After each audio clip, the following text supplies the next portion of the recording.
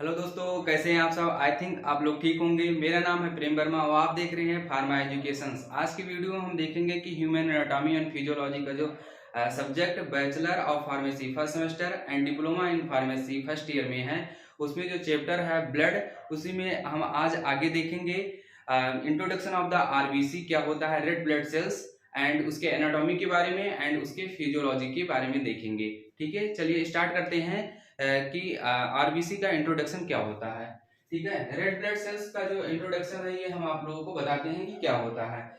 इसका सबसे पहले देखते हैं कि रेड ब्लड सेल्स जो फॉर्मेशन होता है वो बॉडी में कहाँ पर होता है। ये हमारे रेड बोन मैरो में होता है। ये रेड बोन मैरो हमारे लॉन्ग्स बोन जो होती हैं बॉडी की उसमें प्रेजेंट होती हैं। उनके बीच में जो कैविटी होती है उसमें रेड बोन मैरो पाया जाता है और उस रेड बोन मैरो के प्लूरिपोटेंट स्टेम सेल्स में ही क्या होता है, हमारा रेड ब्लड सेल्स का क्या होता है, फॉर्मेशन होता है। ठीक, अब बात करते हैं कि रेड ब्लड सेल्स को डिस्क्राइब किसने किया था, मतलब उसका डिस्क्राइब किसने किया था, कौन से साइंटिस्ट ने सबसे पहले रेड ब्लड सेल्स की स्टडी की थी। ठीक है, तो आइए देखते हैं। ये एक डच बायोलॉजिस्ट थे।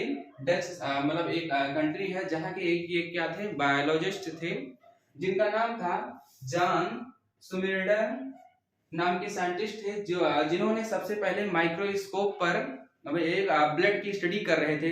वो ब्लड किसका था, मेढक के ब्लड की स्टडी कर रहे थे, जिसको क्या कहते हैं, मेढक को फ्रॉग कहते हैं। फ्रॉग के ब्लड की स्टडी माइक्रोस्कोप से कर रहे थे, तो सबसे पहले उन्होंने आरबीसी को देखा। इसीलिए इनको कहा जाता है कि ये रेड ब्लड सेल्स का क्या किया था, ये साइंटिस्ट क्या किए थे, डिस्क्राइब किए थे। ठीक है, ये किस सन में हुआ था, 1658 ईस्वी में सबसे पहले इन्होंने आरबीसी को डिस्क्राइब किया था। ठीक है, जॉन सोमेडरम नाम की साइंटिस्ट जो थे उन्होंने ही इसको डिस्क्राइब किया था।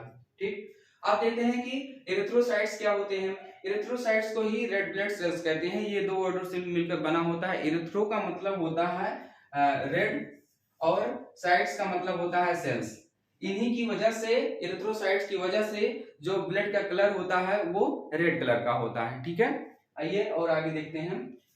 ये क्या करता है, ऑक्सीजन क्या करता है, कैरी करता है और इसमें प्रोटीन पाए जाते हैं। ऑक्सीजन कैरी करने के इसमें प्रोटीन प्रेजेंट होते हैं, जिसको क्या कहते हैं, हीमोग्लोबिन। और हीमोग्लोबिन भी दो वर्डों से मिलकर बना हुआ है, जिसको क्या कहते हैं, हीमो का मतलब होता है ब्लड और ग्लोबिन का मतलब होता है प्रोटीन। हीमो का मतलब ब्लड, ग्लोबिन का मतलब प्रोटीन। ठीक है, यही जो प्रोटीन होता है वो क्या करता है, ऑक्सीजन को कैरी करता है। ठीक, उसके बाद और आगे देखते हैं, कुछ बातें इसमें और जानते हैं कि क्या होता है।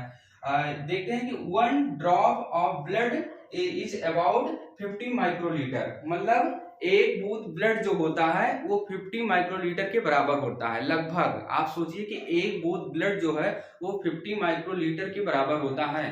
ठीक है, फिर और आगे चलकर देखते हैं कि जो एडल्ट ह्यूमन होते हैं, एडल्ट मेल होते हैं, उनमें आरबीसी रेड ब्लड सेल्स जो होता है वो प्रेजेंट होता है हमारा 5.4 million per unit microlitre of blood. मतलब एक माइक्रोलीटर ऑफ ब्लड में 5.4 microlitre millilitre blood present, red blood cells present होती हैं। ठीक है, और फिर उसके बाद एडल्ट फीमेल्स में ये हमारे 4.5 मिलियन पर माइक्रोलीटर ऑफ ब्लड में ये प्रेजेंट होते हैं। ठीक, मतलब फीमेल्स में यही कितना होता है, 4.5 मिलियन आरबीसी प्रेजेंट होता है, और यही मेल्स में देखा जाए तो ये हमारा कितना होता है, 5.4 मिलियन पर माइक्रो लीटर ऑफ ब्लड में प्रेजेंट होते हैं। ठीक है, अब बात करते हैं इसके एनाटॉमी के बारे में। एनाटॉमी का मतलब होता है कि उसके स्ट्रक्चर के बारे में बात करते हैं, फिर उसके बाद देखेंगे कि उसकी